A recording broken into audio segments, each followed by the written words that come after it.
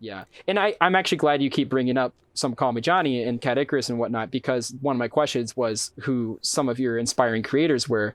Yeah. And not only that, but specifically what aspects you draw from each of them. And I think you kind of just answered a big part of that. But if there's any more you'd like to add to that, then, feel free. I would say there are some figures that I definitely was inspired by to when first starting to create videos. And over the past couple of years, some of them I now see in a different light, Sure. unfortunately. Um, and without naming names, because I'm not getting into a whole thing Of here. course. All I'll say is I have conflicted feelings about my Hidelight review these days.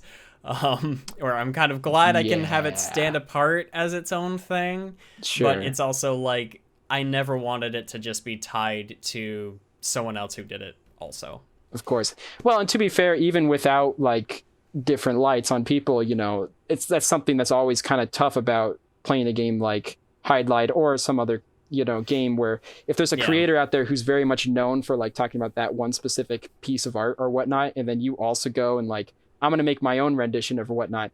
It's really hard to not separate from, in a viewer's perspective, to fully separate who's saying what or whatnot. So it can yeah, always be tough anyway, but and I definitely had a part of that with the Metroid videos because again Johnny did that was something that really helped start his platform back in the right. day, and so that's something that I know for him very well. It was also really frustrating because there were like five other creators that made other M videos in the past couple of months, and I'm like, what's happening, guys? Of all games, the Yeah. other M, that's crazy.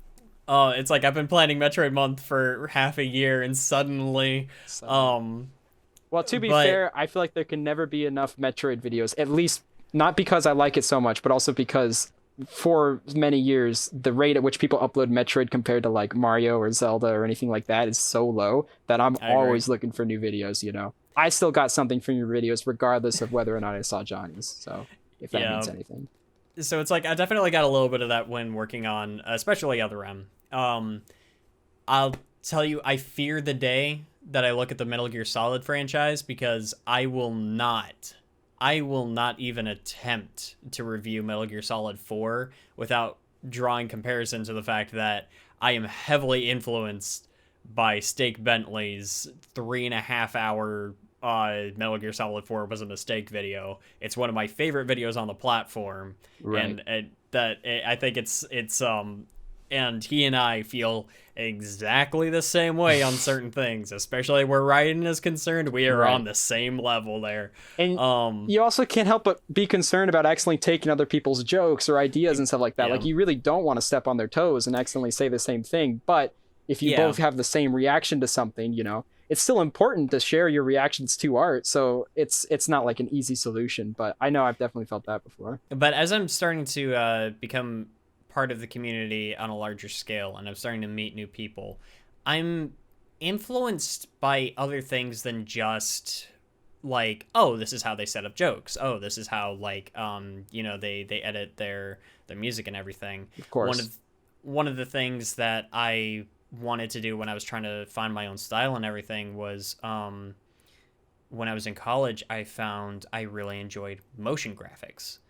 And so this year I put together a motion graphics package, and I got to use it for a while, especially in my Klonoa reviews. I was really happy with that. I've got this like sliding door transition thing that'll go. I had a ton of fun working on the intro screen. But I also had these little transitions where it was like, oh, here we're switching over from the plot summary to the gameplay discussion and stuff like that. And unfortunately, I had to do away with that. Um, is because it's like I want to create my own style without alienating people that are just trying to watch a video. Yeah.